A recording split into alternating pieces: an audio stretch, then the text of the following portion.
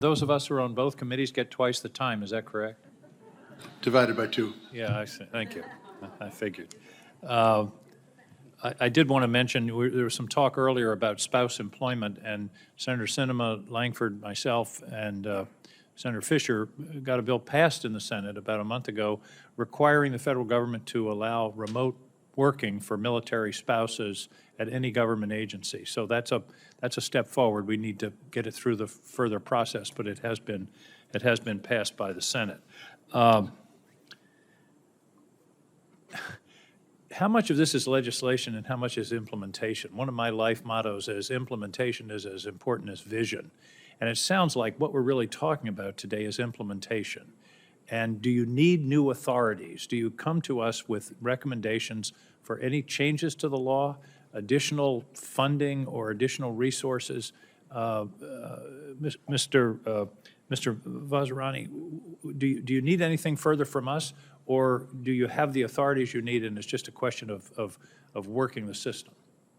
Senator, thank you for that and the opportunity to express. One of the things I think we found is that the work through the Joint Executive Council has really helped in this collaboration and in taking the authorities that you provided us and implementing them. I like the idea of the Joint Executive Council. By the way, does the Joint Executive Council ever meet with veterans and veterans service organizations, have focus groups, polling, and just input from your customers?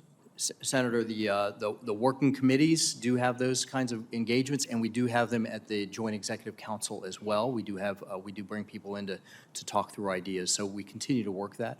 I think through that interagency process, we've worked through it, and we're understanding where we may have difficulties or barriers. And Senator, as we do that, we appreciate the opportunity to come back to you and let you know if we do need additional authorities. I hope you will, and I hope all of you will take advantage of my invitation to suggest any changes in authorities, any federal statutes that are obstacles to the implementation.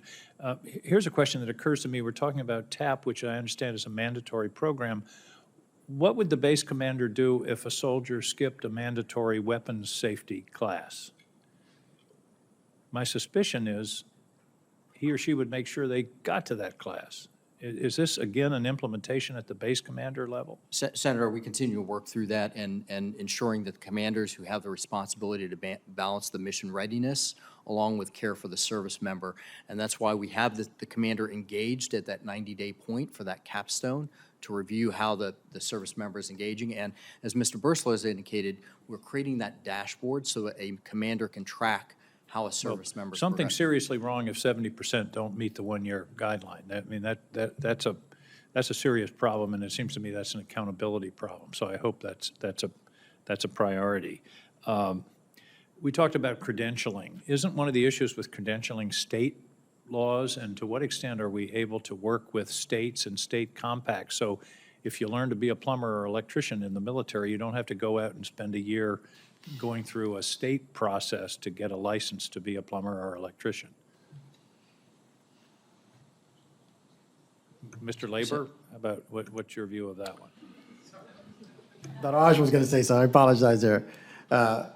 Senator, one of the things that was passed in 2021, that there was an ability for states to have reciprocity agreements with regards to accepting those licenses and credentials. And is that happening? That's my question. That's one of the things we're working on with the states. We're trying to ensure that they understand, one, that that agreement exists, but also for the military spouses to be educated about that as well as the Department of Defense's legal departments, to ensure that they can provide support to those military spouses to have conversations with the state departments. I think that would be a place where some emphasis should be placed to work with the states, press the states, because all the states talk about helping veterans. This is one clear way they can do it. I'm out of time, but one additional issue that has come up in other hearings we've had is financial counseling that's necessary for many veterans because they're suddenly out into the wild west of civilian life, and so financial counseling is something that's important. Thank you all. And a hearing like this always focuses on the negative, on what's not being done.